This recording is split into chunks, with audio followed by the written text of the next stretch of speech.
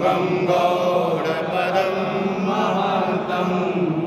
गोविन्दयोगीन्द्रमथास्य शिष्यं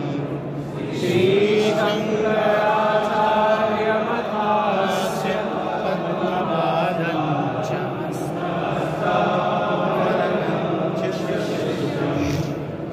तोटकं वाटिककारमन्या अस्मद्गुरुं सन्ततमानतोऽस्मि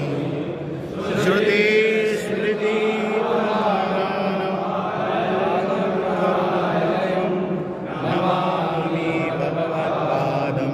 शङ्करं लोकशङ्करं शङ्करं शङ्कराचार्यं केशवं बादरायणं सूत्रभाष्यकृतो वन्दे भगवन्तौ पुनः पुनः यद्वारे निखिलानिडिम्बपरिषत् सिद्धिं विदत्ते निशं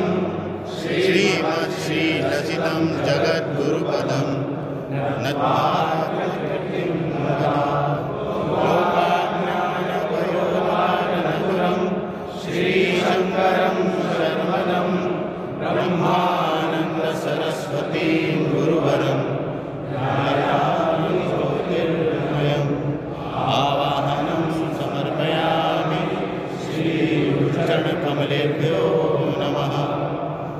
आसनं समर्पयामि श्रीगुरुचरणकमलेभ्यो